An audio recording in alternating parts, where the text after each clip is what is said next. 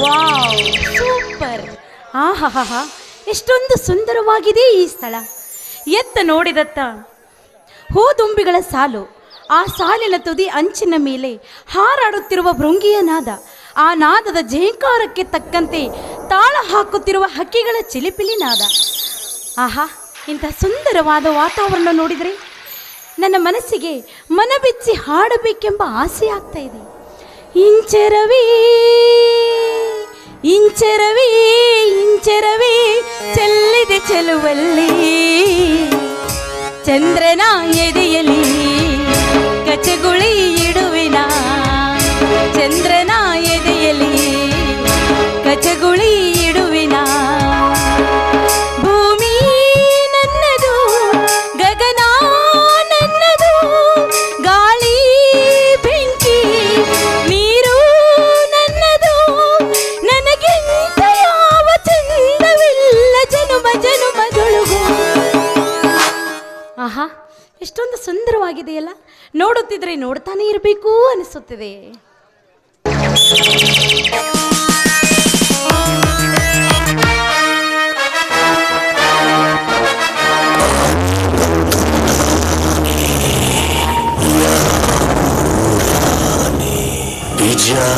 ಬಿಜಾಪುರದಾನೆ ಇಲ್ಲಿ ಯಾಕೆ ಬಂತು? ರಾವಣನ ಕತೆ ಹೇಳಕ್ ಬಂತು.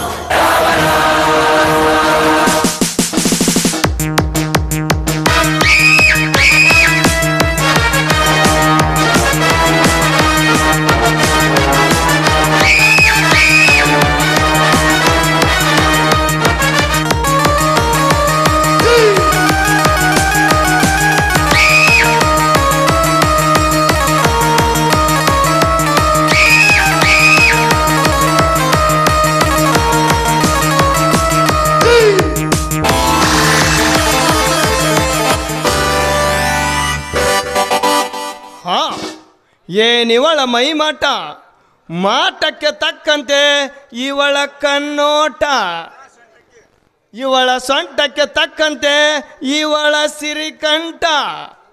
ಹಾಡಿನ ರಾಗದಲ್ಲಿ ಕಾಮನ ಬಿಲ್ಲಿನಂತೆ ಕುಡಿ ಉಬ್ಬರ ಅಬ್ಬರಕ್ಕೆ ನಾ ಮಬ್ಬಾಗಿ ಬಿಟ್ಟೆನಲ್ಲ. ಛೇ, ಏನಿವಳ ಕಾಲ್ಗೆಜ್ಜೆಯನಾದ, ಇವಳು ಹೆಜ್ಜೆ ಇಟ್ಟಲೆಲ್ಲ ನನ್ನ ಲಜ್ಜತನ ಬಿಟ್ಟು ಅದರ ಅಮೃತ ಸವಿ ಎಂದು ಸಾರುತ್ತಿದೆ ನನ್ನ ಮನ. ಭಾಗ್ಯಶ್ರೀ, ಯಾರವರು ನನ್ನನ್ನು ಕೂಗಿದವರು? ಹಾ,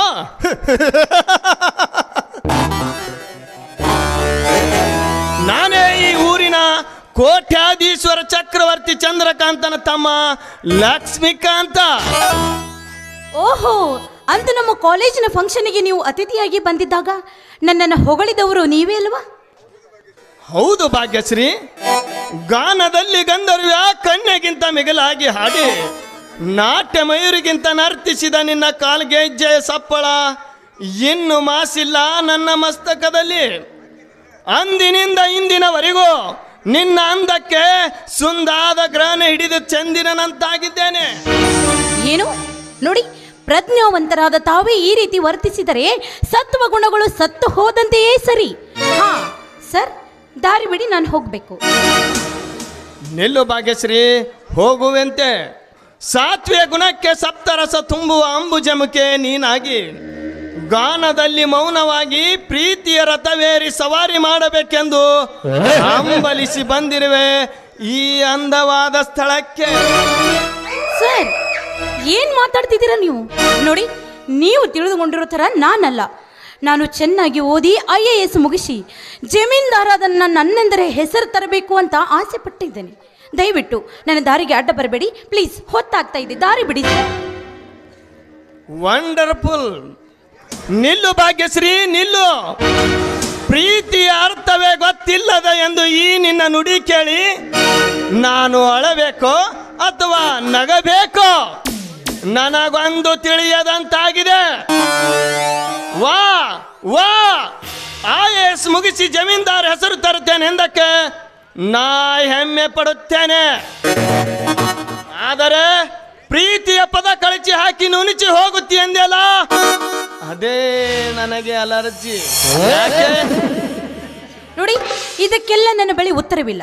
ಸುಮ್ಮನೆ ನನ್ನ ಟೈಮ್ ವೇಸ್ಟ್ ಮಾಡಬೇಡಿ. ದಾರಿ ಬಿಡಿ, ನಾನು ಹೋಗಬೇಕು. ಡೋಂಟ್ ವರಿ, ಏನು ಅಭ್ಯಂತರವಿಲ್ಲ ಭಾಗ್ಯ. ಆ ಪ್ರೀತಿಯ ಅರ್ಥವೇ ಗೊತ್ತಿಲ್ಲದೆ ಎಂದು ಆ ಪ್ರೀತಿಯ ಅರ್ಥ ನಿನಗೇನಾದರೂ ಗೊತ್ತಿದೆಯಾ? ಇಲ್ಲ ಇಲ್ಲ, ದಯವಿಟ್ಟು ನೀವು ಅದನ್ನು ಹೇಳಲು ಬೇಡಿ.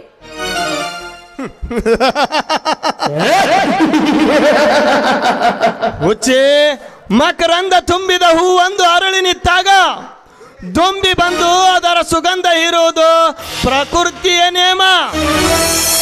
ಅದರಂತೆ ತಾರುಣ್ಯ ತುಂಬಿದ ನಿನ್ನಂತ ಹೆಣ್ಣಿನ ಸಂಗ ಬಯಸುವುದು ನನ್ನಂತ ರಸಿಕನ ಗುಣಧರ್ಮ. ನೋಡು ಭಾಗ್ಯ, ಇದೊಂದು ಏಕೈಕ ಜೀವಂತ ಸರೋವರ. ಇದರಲ್ಲಿ ನಾವಿಬ್ಬರು ಸೇರಿ ಈ ಜಾಡಿ ದಡ ಸೇರಿದರೆ ಈ ಒಡೆಯನ ಸತಿ ನೀನಾಗಬಹುದು.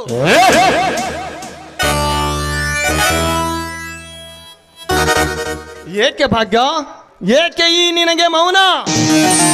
ನೀನು ಮಾನವಂತನ ತಂಗಿ ಎಂದು ನೀನು ಹೀಗೆ ಮೌನವಾಗಿ ನಿಂತರೆ ನಿನ್ನ ಜೀವನ ರಸವಿಲ್ಲದ ಕಸ್ತೂರಿ ಅಂತೆ ಆಗುವುದು ನಿನ್ನ ಜೀವನ. ಪ್ಲೀಸ್, ಈ ರತಿ ಮನ್ಮಥನ ಕೃತಿಗೆ ಅವಕಾಶ ಮಾಡಿಕೊಡು ಪ್ಲೀಸ್. ಐ ಲವ್ ಯು ಅಂತ ಒಮ್ಮೆ ಹೇಳಿಬಿಡು. ಏನ್ ಸರ್, ಏನು ಅಂತ ಹೇಳಿ. ನೋಡಿ, ನಮ್ಮಂತ ಹದಿಹರೆಯದ ಹೃದಯದಲ್ಲಿ ಉಕ್ಕಿ ಹರಿಯುತ್ತಿರುವ ನದಿಯೇ ಪ್ರೀತಿ. ಆ ನದಿಯ ಸೆಳೆತಕ್ಕೆ ಸಿಕ್ಕು ದಿಕ್ಕು ಪಾಲಾಗಬಾರ್ದು ನಮ್ಮ ಜೀವನ. ಸ್ವಲ್ಪ ವಿಚಾರ ಮಾಡಿ ನೋಡಿ. ಆ ವಿಚಾರದ ಮಾತೇಕೆ ಭಾಗ್ಯ? ನಮ್ಮ ಪ್ರೀತಿಯಲ್ಲಿ ಕಲ್ಲು ಹಿಂಡಿ ನೀರು ತೆಗೆಯುವ ಬಲವಾದ ಛಲವಿರುವಾಗ ನಿನಗೇಕೆ ಹಿಂಜರಿಕೆ? ಕಮಾನ್ ಭಾಗ್ಯ, ಕಮಾನ್. ನಿನ್ನ ಭಾವ ಭಂಗಿಯಲ್ಲಿ ಅಡಗಿದೆ ಸುಖ ವೈಭೋಗ ರಸಿಯನ್ನು. ಸಬುಗುವ ಸದಾವಕಾಶ ನೀಡು ನನಗೆ. ಅಂದ್ರೆ ನುಡಿದಂತೆ ನಡೆಯುವ ಸತ್ವ ಪರೀಕ್ಷೆ ನಿಮ್ಮಲ್ಲಿದೆಯೇ? ಕೇಳು ಭಾಗ್ಯ, ಕೇಳು. ಅದಾವ ನಿನ್ನ ಮಾತು. ಸೂರ್ಯ ಚಂದ್ರನ ಸಾಕ್ಷಿಯಾಗಿ ಏನೆಲ್ಲ ನಡೆಸಿಕೊಡುವೆ ನಿನ್ನ ಮಾತನ್ನು. ನಂದನ ವನದಂತಾಗಬೇಕಾಗಿದ್ದ ಈ ನನ್ನ ಬಾಳು ಕ್ಷಣಿಕ ಸುಖಕ್ಕಾಗಿ ಹಾಳಾಗಬಾರದು. ಅತ್ಯಮೂಲ್ಯವಾದ ಹೆಣ್ಣಿನ ಶೀಲ ಕೈ ಜಾರಿ ಕೆಸರಿನಲ್ಲಿ ಬಿದ್ದ ಹೂವಿನಂತಾಗಬಾರದು. ಹಾ ನೋಡಿ, 1000 ವರ್ಷ ಬಾಳಿದರೂ ನೀನೇ ನನ್ನ ಸಂಗಾತಿ ಅಂತ ನನಗೆ ಮಾತು ಕೊಡಿ. ಆ ವಿಚಾರದ ಮಾತೇಕೆ ಭಾಗ್ಯ? ನಮ್ಮ ಪ್ರೀತಿಯಲ್ಲಿ ಆ ಕೃಷ್ಣ ಸುದರ್ಶನ ಚಕ್ರವೇ ಅಡ್ಡಿಯಾಗಿ ಬಂದರು ನಿನ್ನ ಬಿಡಲಾರೆ. ಯಾವಾಗ ನಮ್ಮ ಪ್ರೀತಿಯಲ್ಲಿ ನಿನ್ನ ಶಿಲಬಾಳಿನ ಬಗ್ಗೆ ಮುಳ್ಳಿನ ಹಾಸಿಗೆ ಹಾಸದೆ ಹೂವಿನ ಹಾಸಿಗೆ ಹಾಸಿ ನನ್ನ ಜೀವನದಲ್ಲಿ ಎಂತ ಕಷ್ಟ ಎದುರಾಗಿ ಬಂದರೂ ನಿನ್ನ ಬಿಡಲಾರೆ. ಇದು ರಾಮವಚನ. ನಿಜ ತಾನೆ? ಹೌದು. ಮೆಚ್ಚಿದೆ ಈ ನಿಮ್ಮ ಸತ್ಯದ ಸತ್ವ ಪರೀಕ್ಷೆಗೆ. ಬಾ ರಾಜ, ನಿನಗಾಗಿ ಮೀಸಲಾಗಿಟ್ಟ ಈ ದೇಹವನ್ನ ಆನಂದಿತ ಸೇವಿಸು. ಬಾ. ಬಂದೆ ರಾಣಿ. ನಿನ್ನಂತ ಅಮೂಲ್ಯ ರತ್ನವನ್ನು ನನಗಾಗಿ ಧರೆಗೆ ಕಳಿಸಿದ ಆ ಬ್ರಹ್ಮ ಎಂತ ಚತುರ. ಬಂದೆ ಓಡಿ ಹಾಡಲು. ಸರಿ.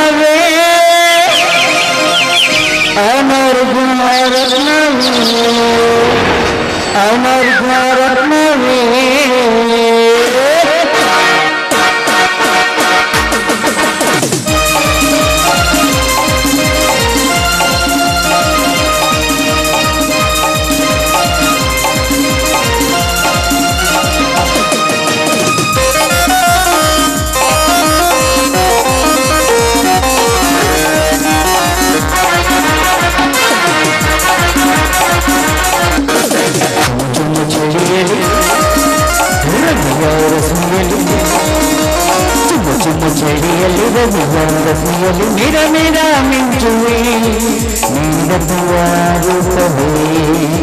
ಮಿರ ಮಿರ ಮಿಂಚುವೆ ನೀರದುವಾಗುತ್ತದೆ. ಅನರ್ಘ ರತ್ನವೇ ಅನರ್ಘ ರತ್ನವೇ ಅನರ್ಘ ರತ್ನವೇ ಅನರ್ಘ ರತ್ನವೇ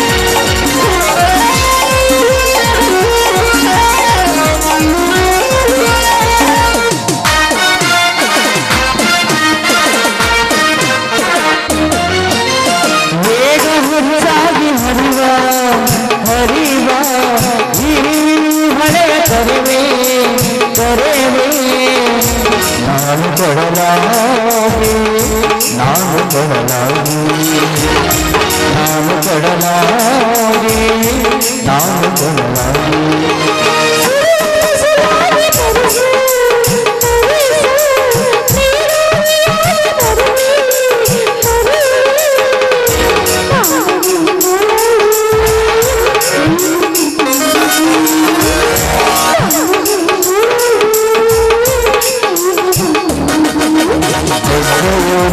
ಜೀವನ ಭವ್ಯರ ಸಮಯ ಗಳಿಗೆಯಲ್ಲಿ